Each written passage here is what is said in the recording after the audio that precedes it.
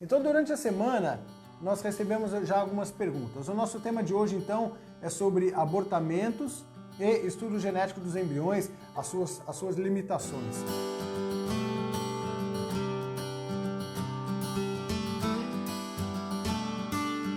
Boa noite! Estamos aqui de volta para conversar sobre dois assuntos que deram muito o que falar depois das nossas lives: abortamentos e estudo genético dos embriões. Foram duas lives que podem ter dado uma guinada aí na maneira de vocês pensarem sobre até onde os recursos médicos podem ir para te ajudar. E ficaram muitas dúvidas, muitas dúvidas. As aulas foram com muito conteúdo, eu não tive tempo nessas duas lives de sanar as dúvidas, e depois eu recebi diversas mensagens no direct me perguntando, e eram dúvidas legais, dúvidas que valiam a pena ser compartilhadas para que nós possamos entender. Às vezes, quando nós trazemos muita teoria, nós precisamos de um pouquinho de prática, entender casos clínicos, discutir casos clínicos. É assim que nós aprendemos na faculdade de medicina. Primeiro nós temos a aula teórica e depois nós começamos a ter exemplos de caso, para que nós possamos entender como aplicar tudo aquilo que a gente aprendeu na prática clínica. E é isso que nós vamos fazer aqui hoje, trazer exemplos, responder perguntas e definitivamente fazê-los entender o que poderemos fazer em caso de abortamento de repetição e estudo genético dos embriões para tentar aprimorar os resultados de fertilização in vitro. Será que eles realmente ajudam? Essa foi uma dúvida que nós colocamos lá atrás e a resposta é bem dúbia. Então, durante a semana, nós recebemos já algumas perguntas. O nosso tema de hoje, então, é sobre abortamentos e estudo genético dos embriões, as suas limitações. A live de estudo genético dos embriões já foi publicada, ela está já editada para facilitar a sua visualização. A live da semana passada sobre abortamentos ainda não está, ela está em fase de edição e ela volta na semana que vem. Então, por diversas vezes eu vou responder: olha, eu assisto a live, vejo esses detalhes, mas a live sobre abortamentos vai ser republicada na semana que vem. Então tenha um pouquinho de calma que daqui a pouco nós terminamos e postamos para vocês. Então eu deixo aqui, essa é uma live que não vai ter muita aula não, é pergunta e resposta mesmo.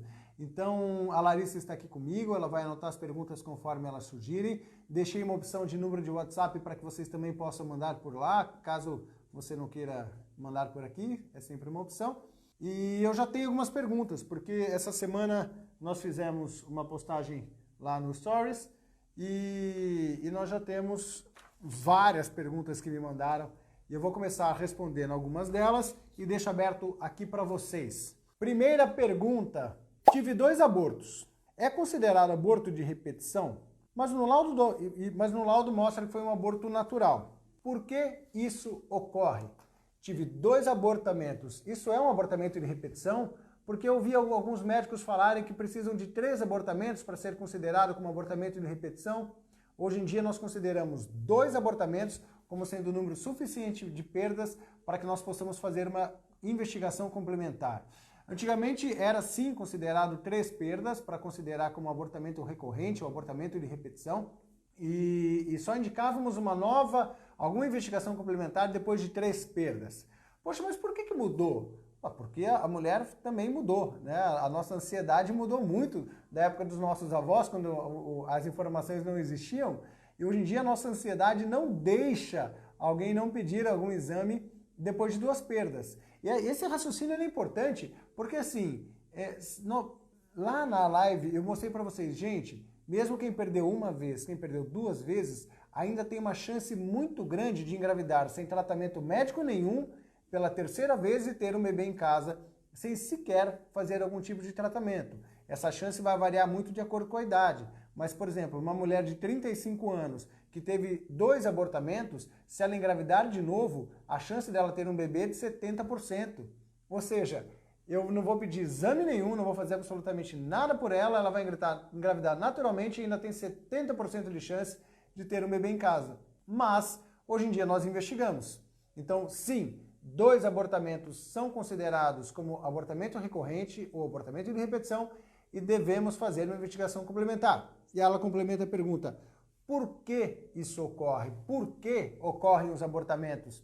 E então, nós temos que dividir, lembra? Nós temos 2 causas de abortamento: causa materna e causa fetal. A causa materna é aquele que o corpo da mulher reagiu contra aquela gravidez e não permitiu que a gravidez evoluísse. E causas fetais é quando o embrião tinha uma alteração genética que não permitiu que ele evoluísse e seguisse adiante para conseguir formar um bebê. As causas maternas podem ser investigadas através de exames, que daqui a pouco nós vamos detalhar quais, e as causas fetais só podem ser investigadas através do produto do aborto, quando nós fazemos o estudo genético do aborto, que também tem a sua indicação e deve ter cuidado na sua interpretação, que serão também respondidas em perguntas a seguir. Então essa foi uma das primeiras perguntas que me fizeram e já trago aqui a minha resposta. Uma ectópica é também considerado um aborto? É sim, gravidez ectópica, academicamente falando, é considerado um aborto. Mas como a causa é muito clara e definida, que a gravidez parou nas trompas, a causa do aborto não foi porque seu corpo reagiu contra o bebê, tampouco foi porque o bebê tinha alguma alteração genética. Foi porque na hora de voltar do caminho da trompa para chegar até o útero, ele parou no meio do caminho e começou a se desenvolver lá na tuba uterina. Então é sim considerado uma causa de aborto, mas não segue toda a propedêutica que nós temos quando nós temos que fazer a investigação da causa, porque nós sabemos a causa, ok? Vamos para a segunda pergunta que eu tenho aqui. Por que os tratamentos de fertilização in vitro aumentam o risco de abortos? Essa pergunta ela é cuidadosa. Primeiro, porque ela coloca essa pergunta já num tom afirmativo, como se a FIV aumentasse o risco de abortamento. Só que quem aumenta o risco de aborto não é a fertilização in vitro, não é o fato de nós formarmos um embrião no laboratório e juntarmos óvulos e espermatozoides, formarmos o embrião e colocarmos no útero. O que ocorre é que os casos de fertilização in vitro geralmente são casos mais difíceis, de mulheres de idade avançada, homens com fator masculino grave, que naturalmente já têm um risco maior de abortamento. Então não foi o processo, não foi a técnica que elevou o risco de uma perda gestacional, mas foi o bastidor, foi a qualidade do óvulo obtido, a qualidade do espermatozoide, que nós tentamos ajudar a natureza a formar um embrião viável, mas que infelizmente não conseguiu evoluir. Então, vamos quebrar um pouquinho esse mito. A fertilização in vitro propriamente dita, a técnica do procedimento não eleva o risco de abortamento. O que ocorre é que a qualidade dos gametas obtidos podem elevar o risco de uma perda gestacional por se tratar, às vezes, de casos mais delicados. Certo? Gestação embrionária é considerada aborto? Sim. Então, é uma perda gestacional. Então, entenda assim, abortamento. Eu engravidei e perdi até a 22ª semana de gestação. Então, academicamente falando, é isso que ocorre. Se eu engravidei e perdi uma gravidez até a 22ª semana, é classificado como um abortamento. A gestação embrionária é uma das causas onde nós temos que ter a maior probabilidade de ser uma causa fetal. O que ocorre geralmente na gestação embrionária? Eu lembro muito bem disso quando eu era residente de ginecologia e obstetrícia, isso em 2006, nós estamos ficando velho, quando eu era residente em ginecologia e obstetrícia, eu via uma gestação embrionária e eu queria saber por quê. Falei, gente, assim, tudo bem, porque o ginecologista trata isso com muita naturalidade. Falou, olha, é uma gestação embrionária, o embrião não evoluiu e vai precisar colocar algum comprimidinho, vai expelir naturalmente, vai fazer uma curetagem e pronto, assunto finalizado, assunto resolvido. E eu queria saber na época, falei, poxa, mas por quê? Eu adoro fisiologia, fisiopatologia. Falei, gente, por quê? E aí eu ia estudar, ia tentar entender. E aí eu fui entender. Assim, a gestação embrionária forma o saquinho gestacional, mas não forma o embrião, não forma o batimento cardíaco. Por que isso ocorre? Na esmagadora maioria das vezes, por alteração genética do embrião. O corpo da mulher recebeu aquele embrião, está segurando aquela gravidez, mas o embrião não conseguiu evoluir. Um jeito muito fácil de entender isso são os casais que já fizeram fertilização in vitro. Quando nós fazemos uma fertilização in vitro, vamos dar um exemplo. Nós formamos 7 embriões no laboratório no primeiro dia e levamos o cultivo até blastocisto e chegamos no final com 3 blastocistos. Poxa, o que aconteceram com os outros 4? Eles pararam no meio do caminho, eles pararam de se desenvolver. Mas ter um blastocisto não significa que eu tenho um bebê. Não é um bebê que já nasceu. Esse funil seletivo da qualidade do embrião continua até o nascimento. Então esses 3 blastocistos, por exemplo, às vezes um vai parar um pouco mais adiante. E esse um pouco mais adiante pode ser durante a gravidez. A evolução natural da gestação é a implantação do embrião no endométrio, depois a formação do saquinho gestacional, depois a vesícula vitelínica, em seguida o embrião e depois o seu batimento cardíaco. Então o saco gestacional é a primeira fase da evolução do embrião dentro do útero. E ele pode parar naquele momento, assim como um embrião parou lá no laboratório no seu 3º dia. Entenderam? Então a gestação embrionária nada mais é do que aquele embrião que parou de se desenvolver numa forma mais tardia, muito provavelmente por alguma alteração genética. E não porque a mulher teve alguma reação do seu corpo, alguma reação imunológica, alguma trombofilia que reagiu contra ele. Tá bom? Ai, meu Deus, começou, vamos lá. Todo embrião transferido deve ter avaliação do cariótipo? Não, em hipótese alguma, não. Por quê? Porque, vamos falar assim, eu estou escrevendo um livrinho, depois vocês vão ver que legal que eu estou preparando em relação ao estudo genético dos embriões, para tentar ser o mais acadêmico e trazer a informação da melhor maneira possível.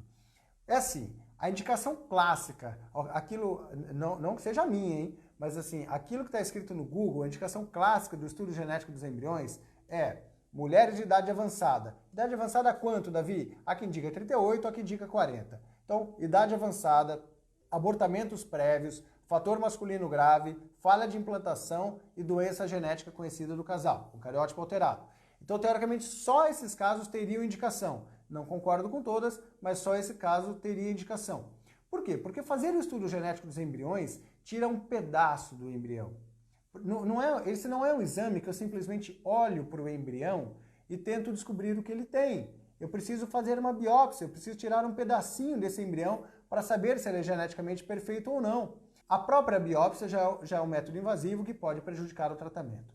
E segundo, e para mim principal, o exame tem falhas. O estudo genético dos embriões pode errar ao tentar dar o diagnóstico desse embrião. Existem algumas informações que podem explicar o porquê do estudo genético errar. Eu não vou ficar explicando cada uma delas aqui, porque elas estão lá na live sobre o estudo genético dos embriões, senão eu vou ficar falando a noite inteira tudo de novo. Tinha lá os meus embriõezinhos que eu ficava brincando, montando os mosaicos lá, os embriões mosaicos. Então, você que me perguntou isso, assista aquela live. Então, eu não indico estudo genético dos embriões para todo mundo. Não devemos indicar para esses casos não indicados, quando a mulher é jovem, tem boa reserva ovariana, cariótipo normal, nunca fez FIV, nem pense em fazer estudo genético dos embriões. Agora, mesmo os casos em que tem indicação, a indicação mais clássica, tomem cuidado, porque esse exame pode atrapalhar a chance de implantação e a chance de gravidez dos seus embriões. E com isso pode até mesmo diminuir a chance de sucesso no tratamento, se indicado de maneira indevida, certo? Fiz uma FIV e transferi 2 embriões, tive um sangramento no meio do caminho e depois fui fazer ultrassom e vi um embrião com batimento cardíaco. Ufa, você teve um resultado super positivo, então teve um embrião. Eu de verdade não acredito que esse sangramento que você teve foi a perda do segundo embrião. Normalmente, o segundo embrião que não evolui, quando isso ocorre, eu transfiro 2 e só um evolui, ele é microscópico, ele é do tamanho de um grãozinho de areia e ele não sai. O abortamento, ele não ocorre porque o embrião parou de se desenvolver. Ele ocorre porque o corpo já baixou todos os hormônios progestacionais e assim vai ocorrer a perda gestacional. Aquele embrião que se desenvolveu e tem um batimento cardíaco continua produzindo os hormônios que a mulher precisa. Dentro da fertilização in vitro, você continua usando a sua progesterona, o seu estrogênio possivelmente. Então esse sangramento pode ter ocorrido por algum outro motivo, mas não pela perda. Então não, nós não consideramos isso como um abortamento. Meu marido tem alterações no espermatozoide. Isso atrapalha? Atrapalha. Ela me perguntou... Essa pergunta ela colocou na questão de abortamentos. Então, existem causas de abortamentos por fator masculino? Sim. Existem casos em que o embrião formado pode ter alguma alteração genética por conta do espermatozoide. Antigamente nós achávamos assim, poxa, se a mulher engravidou, o marido tem um espermograma normal, o espermatozoide dele chegou até lá, o marido falava de boca cheia, ou eu consegui engravidar a minha esposa, foi ela que não conseguiu segurar, jogando todo o peso para cima das costas dela. E hoje em dia nós sabemos que não é assim não. Por quê? Porque se o marido tem um espermograma com algumas alterações, dentre elas que nós gostamos de estudar, o teste de fragmentação de DNA espermático, ele pode formar embriões de má qualidade e a mulher ter a perda gestacional por uma causa embrionária e a culpa disso tudo era dele. Então, sim, também devemos tomar cuidado com a parte masculina quando nós estamos diante de casos de abortamentos de repetição e falhas de implantação, certo? Depois do abortamento, quanto tempo devo esperar para engravidar? Depende da sua idade. Eu costumo orientar para os meus casais assim: você teve o abortamento, depende da idade, depende o que foi feito. Por exemplo, eu tive um abortamento e depois fiz uma curetagem. Eu costumo recomendar esperar 3 meses. Eu tive um abortamento e expeliu naturalmente. Eu falo assim, perfeito. Quando você menstruar de novo, já está valendo, principalmente para mulheres com idade muito avançada. Então tem médicos que falam assim, espere 6 meses, em hipótese alguma, no máximo 3. Se você tem mais de 35, perto dos 40 anos de idade, teve o abortamento, espera no máximo 2 ciclos menstruais e já está valendo. Por quê? Porque se você teve um ciclo menstrual natural depois do abortamento, é o sinal físico que o seu corpo já está funcionando normalmente. Você já teve um ciclo ovulatório, você já voltou a ovular, seu endométrio já cresceu, descamou de novo e já está pronto para uma nova gestação. Aquela perda gestacional não vai interferir ou elevar o risco de uma nova perda. Olha só, 38 anos, fiz uma fertilização in vitro e não tive nenhum blastocisto, eu não tive nenhum embrião no 5º dia. Se eu fizer uma fertilização in vitro de novo, eu devo fazer estudo genético dos embriões? Não.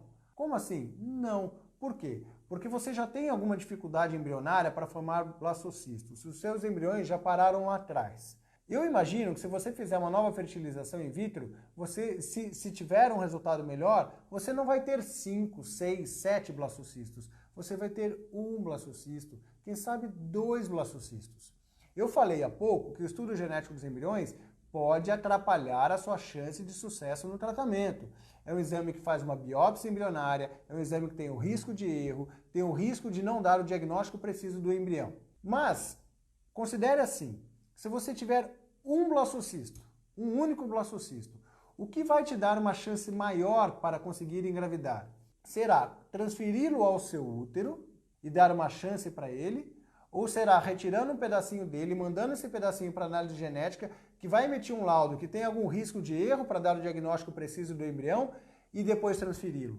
É óbvio que se você transferir o seu embrião e dar uma chance para ele dentro do seu útero, a sua chance de gravidez vai ser significativamente maior do que tirar um pedaço dele e ainda correr o risco de desprezar o seu embrião porque o exame não foi preciso em dar o diagnóstico dele. Então, não indico a biópsia embrionária para casos onde há poucos embriões para biopsiar ou transferir.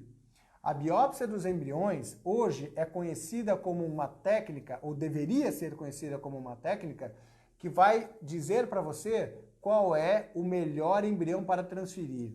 Tome muito cuidado com você que pensa que o estudo genético dos embriões serve para separar os embriões dos normais dos anormais.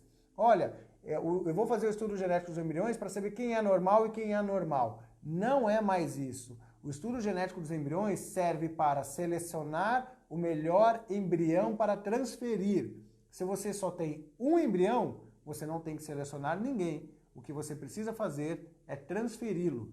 E aí eu mesmo vou fazer a próxima pergunta. Mas Davi, eu morro de medo de ter um bebê com síndrome. Se eu estou vendo que biologicamente o meu corpo está formando embriões com alterações genéticas, eu tenho muito receio de transferir um embrião sem estudar. Será que isso não vai aumentar o meu risco de nascer um bebê com síndrome? Olha, não há publicações fiéis que mostrem para mim que fazer o estudo genético dos embriões diminui o seu risco de nascer um bebê com síndrome. Eu mostrei na live de abortamentos, mesmo casos que fizeram estudo genético dos embriões, tiveram gestações com bebês sindrômicos, porque eu falei há pouco, o exame pode errar no seu diagnóstico.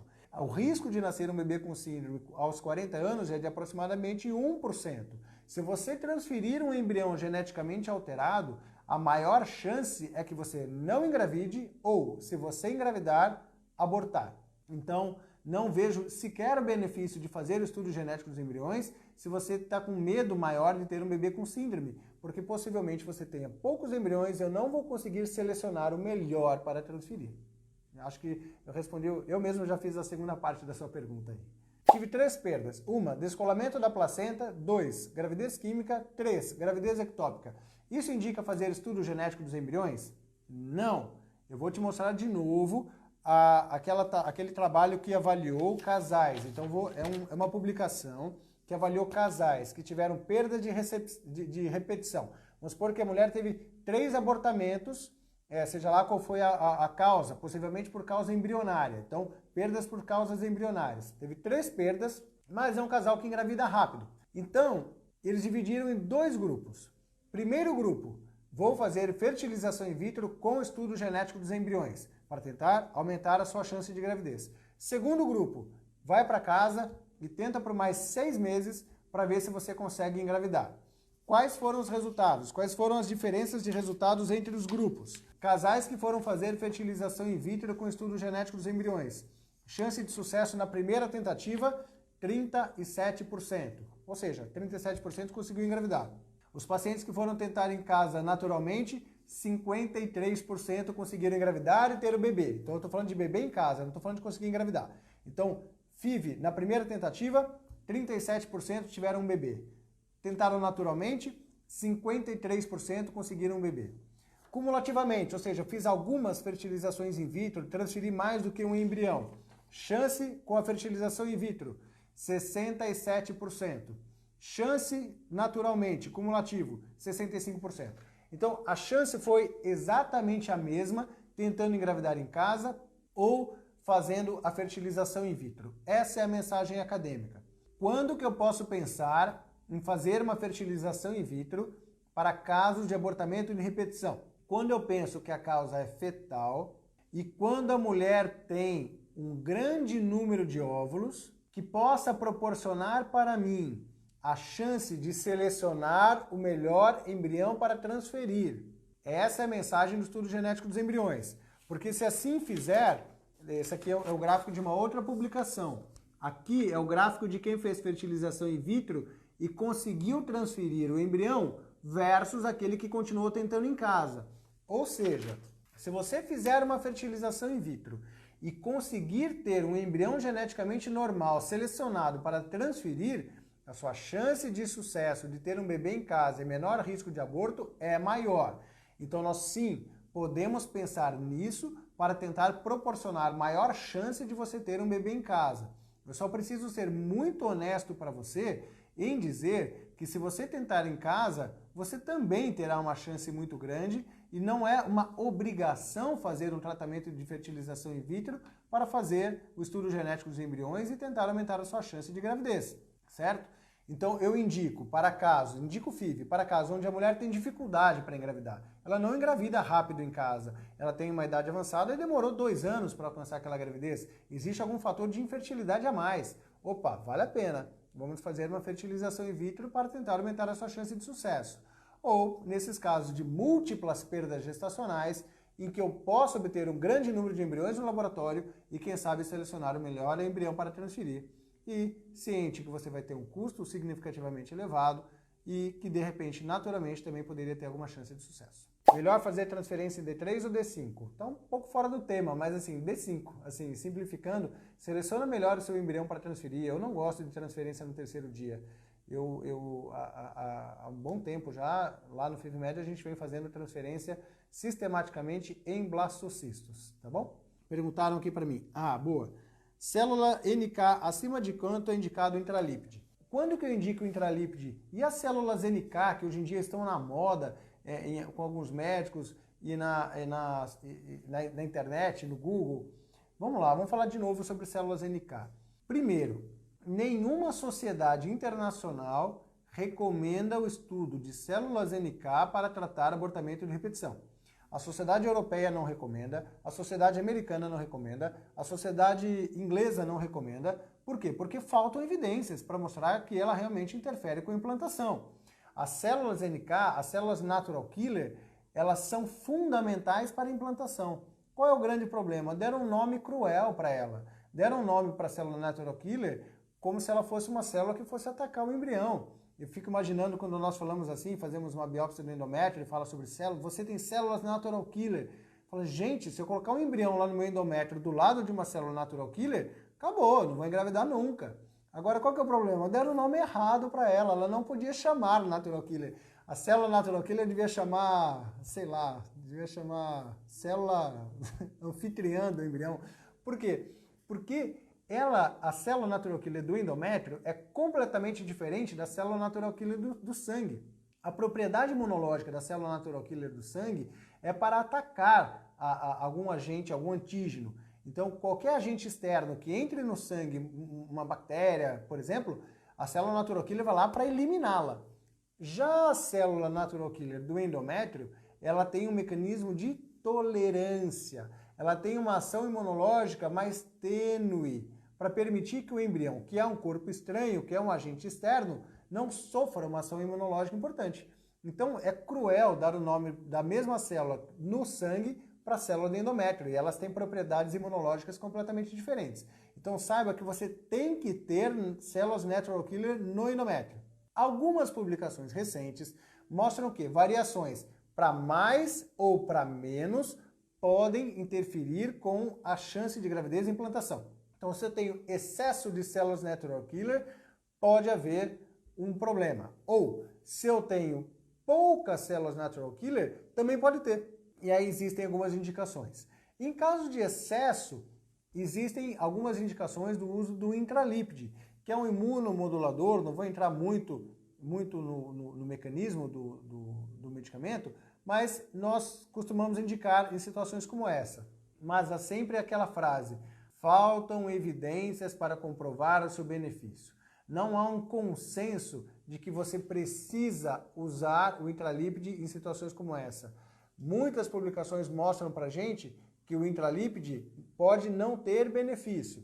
Eu já usei intralípide, eu uso o intralípide em alguns casos, mas primeiro eu preciso fazer a biópsia endometrial, avaliar as células natural killer do endométrio, ver o padrão imunológico do endométrio, conversar com o paciente sobre riscos e benefícios para depois indicar. Homem mais velho, é necessário fazer estudo genético? Não. Nós sabemos que a idade do homem não compromete muito a genética do espermatozoide. Pode sim haver um aumento da fragmentação de DNA espermático, mas daí não é só relacionado à idade, e sim aos hábitos de vida. Por exemplo, se eu pego um homem jovem, tabagista ferrenho, a chance dele ter uma fragmentação elevada e ter uma menor taxa de sucesso e maior risco de aborto é maior. Nada se provou que o estudo genético dos embriões aumenta a chance de gravidez e diminui o risco de abortamento em caso de fragmentação elevada do homem. Então, não. Vocês estão vendo que eu tenho muitas restrições em relação ao estudo genético dos embriões e vocês vão vendo que são informações muito diferentes daquilo que vocês vão encontrar na internet. E nós estamos numa transição de conhecimento científico e aos poucos eu vou ser cuidadoso em trazer essas respostas. Não deixem de assistir a live sobre estudo genético dos embriões. Lá eu sou muito mais detalhista para poder trazer essas informações para vocês. Eu estou terminando de escrever um e-book explicando todo o lado B do estudo genético dos embriões. Eu espero trazer isso para vocês em breve e tentar ser bem sistemático, ser bem técnico, porque eu tenho o maior de todos os interesses em fazer o estudo genético dos embriões. Eu sou médico, eu sou dono do laboratório, eu ganharia dinheiro fazendo isso, eu passaria alguma segurança para vocês, mas não é verdade. Eu posso diminuir a chance de gravidez, eu posso atrapalhar o resultado do tratamento e posso inclusive jogar no lixo embriões que teriam algum potencial de ser o seu filho no futuro. E isso para mim mexe com algumas coisas éticas que eu prezo muito dentro da minha profissão. Então por isso que eu sou bastante relutante em relação à indicação desse exame. Tenho 40 anos. Tenho que fazer estudo genético dos embriões? Não, você não precisa fazer estudo genético dos embriões. A literatura vai falar para você que tem maior risco de formação de embriões aneuploides, etc e tal, e vai te convencer a fazer estudo genético dos embriões. O que você precisa entender é que, assim, aos 40 anos você tem um risco de ter um bebê com síndrome de aproximadamente 1%. Esse é o risco. Fazer o estudo genético dos embriões pode diminuir um pouquinho o seu risco. Agora, se você fizer uma fertilização in vitro e tiver poucos embriões para transferir, se você tiver um embrião para transferir, 2 embriões para transferir, e fizer o estudo genético dos embriões, você pode talvez descartar um embrião com potencial. Existe a possibilidade de erro do exame, correção embrionária, o mosaicismo, tem muita teoria por trás, lá na live do estudo genético dos embriões, para explicar por que você não precisa fazer. Pode ser uma opção do tratamento? Sim, pode ser uma opção do tratamento. Se você tiver 5 blastocistos, poxa, eu posso fazer o estudo genético dos meus embriões e selecionar o melhor embrião para transferir? Pode. Precisa? Não. Tem que ser avaliada a reserva ovariana e tem que ser discutido os prós e os contras. Depois daquela live eu comecei a receber muitos casais decepcionadíssimos por terem feito o estudo genético dos embriões e sequer terem dado a chance para aqueles pequeninos que não chegaram ao ventre, porque nós achamos que ele não seria capaz de implantar. Nós não somos melhores do que a natureza para definir se o embrião é ou não é capaz de implantar ou levar a uma gravidez. Endometrite, não deixe o embrião se fixar. Assim, quando a gente fala em endometrite, nós temos que saber subdividir. É uma endometrite porque existe uma infecção no endométrio, então existe alguma bactériazinha que está lá, e sim, pode diminuir a chance de implantação. Existe uma endometrite imunológica. Eu tenho só um aumento da reação inflamatória do endométrio e eu preciso tomar outras medidas. A primeira medida eu trato com antibiótico, a segunda medida eu posso tratar com imunomoduladores. Bem questionável. A endometrite causada por infecções ginecológicas podem sim atrapalhar a implantação do embrião e podem sim diminuir a sua chance de gravidez. Então, devem ser estudadas, deve-se afastar causas infecciosas de danos endometriais para que a gente possa tentar aumentar sim a sua chance de implantação. Então, endometrite atrapalha a implantação? Sim. Primeira gestação normal. Após um ano, tive 2 perdas e eu quero saber agora se eu preciso fazer estudo genético dos embriões. Não. Você ter tido uma gravidez normal, que chegou até o final, fala para mim 2 coisas. Primeiro, que você é capaz de formar um embrião geneticamente normal. 2, que o seu corpo é capaz de receber um embrião e levá-lo até o final da gravidez. Então, se você teve uma gravidez realmente normal, chegou uma gravidez a termo, um bebê com peso adequado, não teve hipertensão, não teve pré-eclâmpsia, não teve nenhuma patologia ou comorbidade associada, você é capaz de produzir um embrião normal e tem fisicamente capacidade de manter uma gravidez. Mas, Davi, depois eu tive 2 perdas, e agora? Sim, podem ocorrer abortamentos secundários de mulheres que já têm um bebê e depois perdem. Possivelmente, muito provavelmente por questões embrionárias. Mas, de novo, o fato de ter tido 2 perdas não significa que você vai ter a terceira. Você que perdeu 2 vezes, é que eu não sei a sua idade, mas possivelmente tem uma chance de 70% de engravidar de novo e levar a gravidez adiante. Ah, mas eu tenho 40 anos de idade, eu tenho uma chance de 50% de levar a gravidez adiante. E aí cabe muito mais o trabalho, o que o pessoal antigamente chamava de loving care. O que é o loving care? Saiba cuidar emocionalmente da paciente que teve perda gestacional para que ela tenha coragem de seguir adiante, porque é isso que vai dar maior chance para ela. Eu mostrei isso nas publicações agora respondendo as outras perguntas. Hoje em dia eu já mudo um pouquinho. Eu não acredito mais no termo loving care. Não é mais acolhendo, falando que tudo bem, que vai dar certo. Eu preciso dar informação. As mulheres querem informação, elas querem o empoderamento da informação. Então é isso que eu estou fazendo aqui. Eu estou mostrando artigos, eu estou mostrando publicações, eu estou mostrando para você que já teve 2 perdas, que é muito possível e provável que se você engravidar de novo, você tem chances de levar a uma gravidez que evolua até o final e não precisa fazer fertilização. Ah, mas eu quero fazer. Tá bom, vem aqui, eu vou adorar ganhar dinheiro para fazer isso, mas assim, na grande maioria das vezes não precisa fazer. Essa aqui é a publicação que fala sobre chance de gravidez de acordo com na próxima gestação, ou seja, na gravidez subsequente.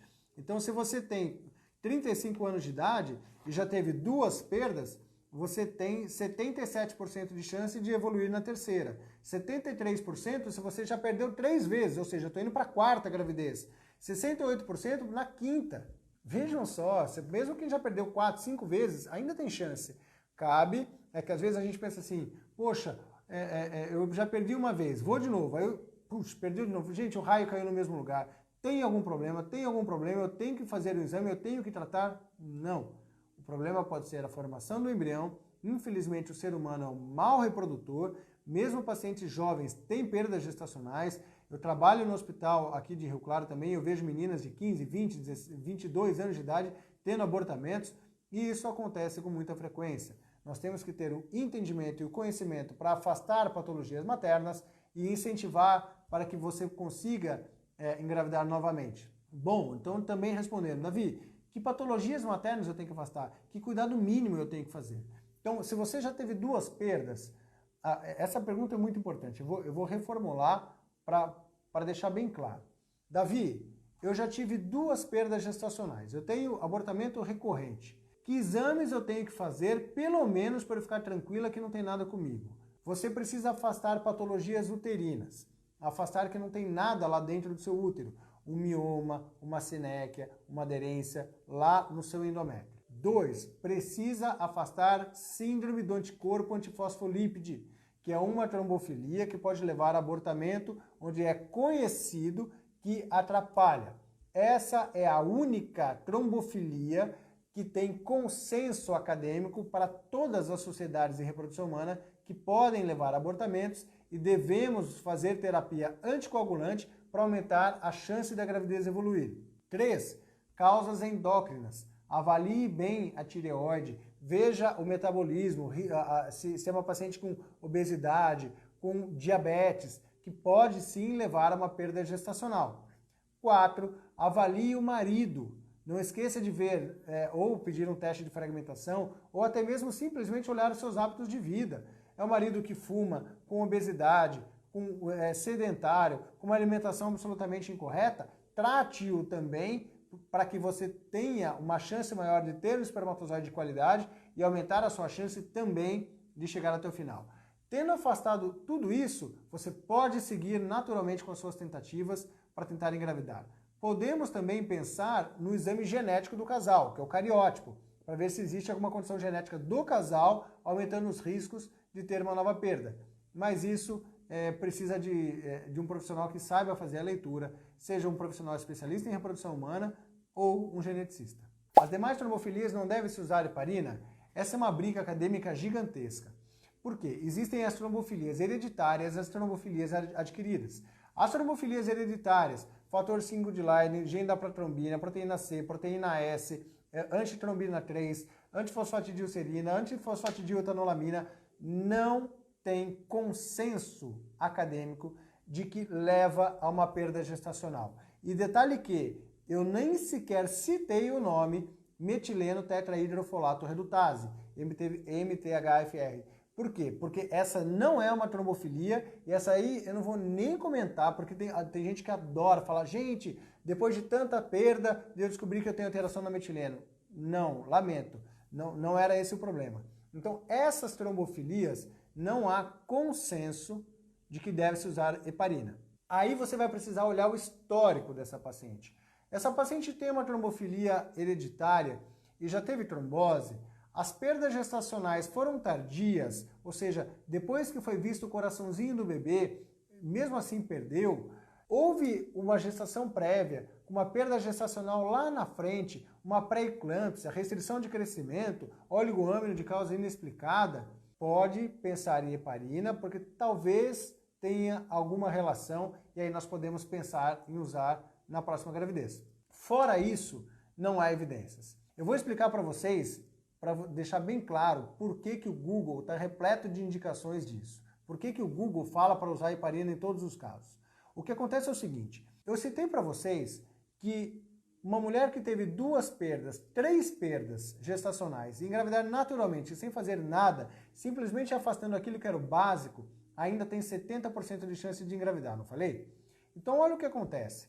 Se vier uma paciente aqui no meu consultório que teve 3 perdas gestacionais, eu pedi exames de trombofilias e ela veio com uma proteína S discretamente baixa. E eu falo para ela, você tem uma alteração na proteína S, eu achei o seu problema. Uau, o Davi achou o meu problema. Se você engravidar de novo, use heparina. Ela vai lá e usa a heparina e a gravidez evolui e chega até o final. Ela vai falar, meu Deus, tá vendo? Se não fosse a heparina, jamais eu conseguiria engravidar. Vai santificar o Dr. Davi que conseguiu salvar a gestação dela e vai na internet e vai falar para todo mundo de boca cheia. Meninas, façam heparina, pesquisem proteína S, vão no Dr. Davi, ele é especialista nisso e vão falar muito bem de mim. Só que eu não sei se ela conseguiu engravidar e manter a gravidez porque eu dei heparina ou se iria evoluir naturalmente sem ter dado nada.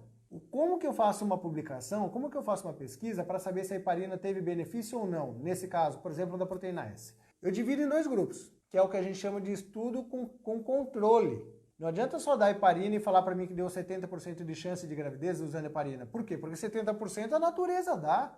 Eu preciso do caso e do controle. Ou seja, eu preciso dividir 100 pacientes que têm proteína S alterada e vão tomar heparina e vão engravidar, e 100 pacientes que têm proteína S alterada eu não vou dar heparina. E aí eu comparo resultados.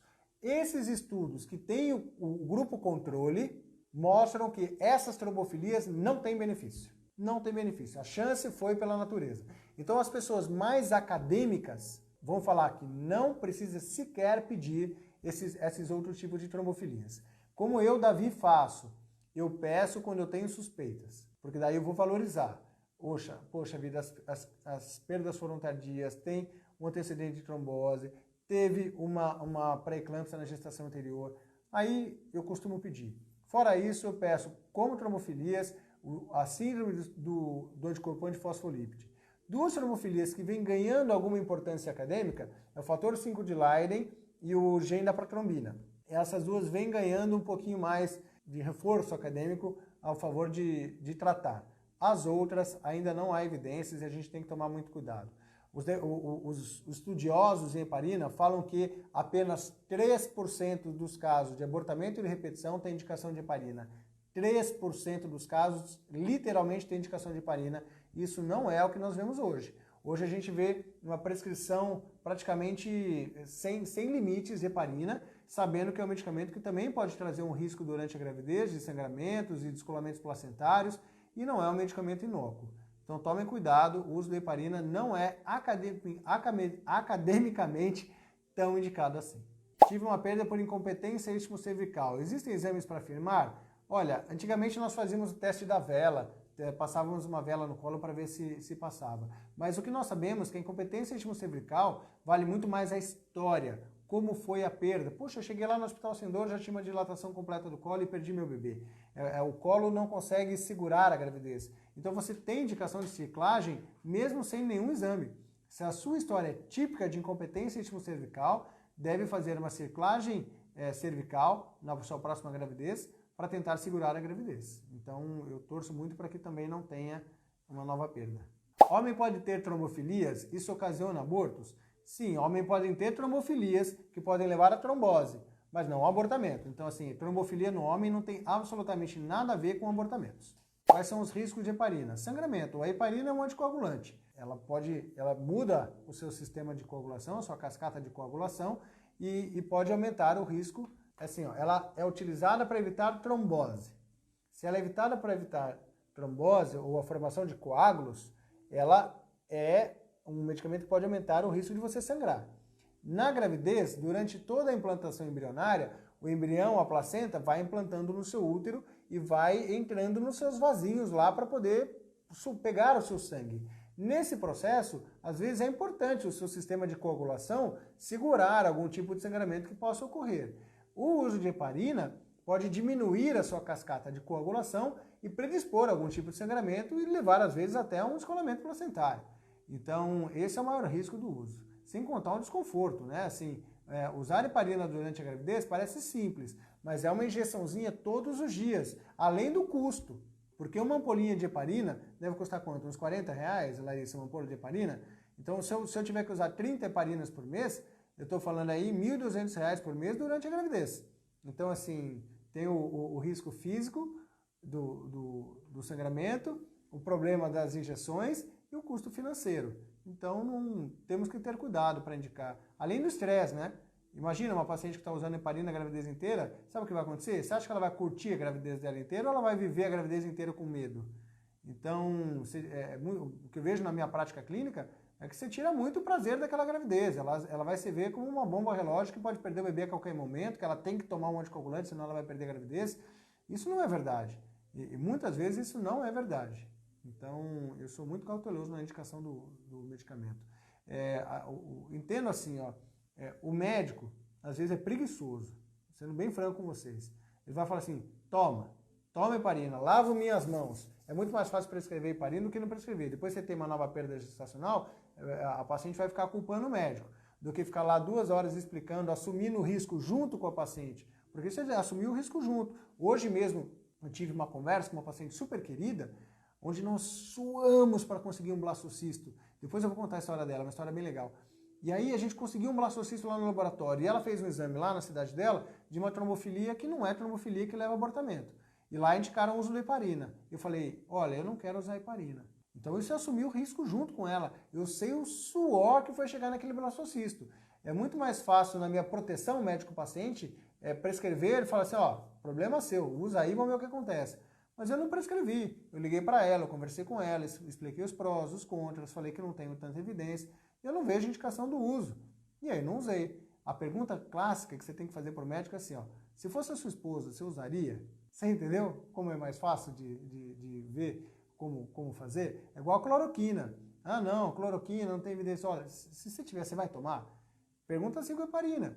Olha, se a sua esposa tiver a mesma alteração que eu, mesma história do que eu, você usaria heparina? Eu não usaria na minha. Então, também não vou indicar para você. É assim que eu costumo pensar. Outras causas de abortamento tardio. O abortamento tardio, a gente precisa ser cuidadoso. Porque tardio quando? Assim, tardio com 8 semanas, com 12 semanas, com 16 semanas, assim, causas genéticas ainda são causas de abortamentos tardios. O que eu costumo fazer, a forma como eu costumo interpretar é assim, quando eu tenho uma perda gestacional, onde a mulher faz desde o primeiro ultrassom e o embrião está tudo bem, primeiro ultrassom lindo, segundo ultrassom viu o coraçãozinho do bebê, terceiro ultrassom, de repente perdeu. Caramba, o que aconteceu? Estava tudo lindo. Pense em causas maternas. Pense em causas maternas. Porque o embrião estava falando para mim que estava indo bem. Por que ele parou? Será que teve alguma coisa com a mulher? Agora, tem algumas gestações que a gravidez já vai mal desde o começo. Fiz aquele primeiro ultrassom, o médico fala assim, olha, era para você estar com 8 semanas, mas a minha medida do embrião está dando 6 semaninhas. Eu estou vendo aqui um coraçãozinho, mas ainda está fraquinho. Vamos repetir o exame depois? Aí repete o exame e o embrião parou. Esses casos, o embrião está falando para mim lá atrás, falou, olha, eu já não vinha bem. O embrião já tinha um problema. Então eu penso em causas embrionárias. Quando ocorre uma perda tardia, eu gosto de pedir o estudo genético do produto do aborto. Então eu pego aquele embriãozinho, ou a placentinha que saiu, o saquinho gestacional, e envio para estudo genético. Por quê? O estudo genético pode mostrar para mim se era ou não uma causa genética do embrião. Se for uma causa genética do embrião, eu fico mais tranquilo. Por quê? Porque eu sei que não foi o seu corpo que reagiu contra ele e vou falar para você, pode tentar de novo para a gente buscar um embrião diferente, que a chance de sucesso ainda é boa. Eu estou pautado nessa publicação aqui, ó, que também está lá na live de abortos. Essa daqui, ó, é o risco de aborto quando o problema é o embrião e o risco de aborto quando o problema é com a mãe. Quando o problema é o embrião, o estudo genético do aborto é normal, a chance de abortamento não é maior depois se ela tentar engravidar de novo. Quando o problema é com a mãe, o risco de aborto eleva significativamente, se eu não fizer algum tratamento. Se a mãe está reagindo contra o embrião, eu tenho que tentar achar qual é o problema e tentar reagir. Então, nesses casos, o estudo genético do produto de aborto pode nos ajudar a definir a melhor conduta. Eu tenho uma pergunta que me fizeram aqui, ela falou assim, eu tive uma gravidez com 40 anos de idade, a gravidez evoluiu normalmente. Agora eu tenho 43 e quero engravidar de novo. Há um risco maior dos meus óvulos serem alterados, mesmo sabendo que aos 40 eu tive um bebê? Sim. Há um risco maior de ter dificuldade para conseguir engravidar aos 43 anos de idade, mesmo que tenha tido uma gravidez aos 40. O comprometimento do ovário, a queda da reserva ovariana, a menor qualidade ocitária ocorre mesmo em mulheres que já tiveram um bebê. Alguém aí me fez uma pergunta que já tinha tido um filho e depois teve 2 perdas. Então vocês estão vendo que mesmo quem já teve um filho pode sofrer de infertilidade secundária. Infertilidade secundária é aquela mulher que já engravidou e depois não está conseguindo ter outro bebê. Então, é sim de se preocupar e acelere logo os seus passos para tentar chegar o mais brevemente possível a uma gravidez aos 43 anos, porque aos 44 vai ser pior, aos 45 ainda pior e assim sucessivamente. Qual a porcentagem de gravidez para embrião de baixa qualidade? Eu gosto também dessa pergunta, porque a resposta é perigosíssima. Porque assim, eu vou considerar que é um blastocisto, certo? Então, um blastocisto de baixa qualidade. Vamos colocar que é um blasto 4cc. O blasto é dividido em A, B, C, D. Então, era um blasto C. E é um embrião de menor qualidade. E aí, nós sabemos que o risco, a chance de gravidez é menor. O blasto A tem maior chance de gravidez do que o blasto C. Vamos supor que seja uma mulher de 35 anos de idade. Um blasto A pode te dar uma chance, ele sozinho, só um embrião, pode te dar uma chance de gravidez de 50% a 60%, e um blasto C pode te dar uma chance de gravidez de 30% a 40%. Agora, quando eu falo que a sua chance é de 30%, eu não estou falando qual é a sua chance. Eu estou falando qual foi a chance de outras mulheres na mesma faixa etária que tiveram embrião em C e conseguiram engravidar. Então, estatística populacional não pode ser individualizada para você, porque não é a sua chance. Aquele embriãozinho não é um número de probabilidade. Aquele embriãozinho vai te dar uma chance de sim ou não. Na verdade, a sua chance é de 0 ou 100. O que nós temos que fazer nesses casos? Dar uma chance para o embrião e torcer para que ele evolua. Dê para ele todas as suas melhores condições para recebê-lo. Cuide bem do seu endométrio, faça um bom preparo endometrial, transfira o seu embrião da melhor maneira possível, torça por ele. Porque no fundo, ninguém sabe qual é a sua chance com aquele embrião. Eu sei a chance de estudos populacionais feitos em casos semelhantes de mulheres com a mesma idade com embriões com a mesma morfologia. E assim a gente calcula chances. E não depois para tentar calcular qual é a sua chance para tentar adivinhar o que vai acontecer. Quem teve 2 gestações normais corre o risco de adquirir trombofilias numa próxima gestação? Não. Na prática, não. Tem uma médica hematologista aí, né? Que pode tentar me ajudar a responder essa questão. Então, pode colocar o seu comentário. Mas não. Se você tem um antecedente pessoal sem trombose nenhuma, 2 gestações que chegaram a termo, sem restrição de crescimento, sem pré-eclâmpsia, sem patologias como essas, você não tem trombofilias, não vai desenvolver trombofilias futuramente e sequer tem necessidade de pesquisá-las em caso de abortamento de repetição. Muito possivelmente você esteja formando embriões de qualidade genética questionável, que não estão conseguindo evoluir, e a persistência, no caso, será importante. Agora, isso não quer dizer que você não tenha que avaliar mioma, sinéquia, alterações endócrinas, como tireoide, sobrepeso, fator masculino, tabagismo. Então, parece que agora tudo é trombofilia para levar ao abortamento. Mas, assim, isso não quer dizer que não tem outras causas que possam estar maternas que estejam levando a uma perda gestacional. Obrigado pela live, obrigado pelos comentários, obrigado pelas perguntas. Semana que vem vai ser legal demais. Convidei a Mariana Ribeiro, nem te contei, né, Larissa? Convidei a Mariana para fazer a nossa primeira live, onde eu vou trazer um convidado. A Mariana é embriologista-chefe lá do FIVMed. Então, vocês que têm dúvidas sobre o laboratório, que me perguntaram aí sobre embriões, eu vou trazer quem manda, vou trazer quem entende muito. A Mariana é excepcional, entende muito sobre o assunto. Na minha opinião, é uma das melhores embriologistas do Brasil e vai nos ajudar a responder as questões sobre a etapa laboratorial dos tratamentos de fertilização in vitro. Desde o momento em que o óvulo chega lá no laboratório ao momento em que ele é transferido ao seu útero. Cada uma das etapas, quais são os riscos, o que a gente pode fazer de melhor, o que nós podemos fazer para melhorar o seu tratamento de fertilização in vitro e quais são os entendimentos que você precisa ter para entrar no seu tratamento de cabeça. Um abraço e até semana que vem. Tchau, tchau.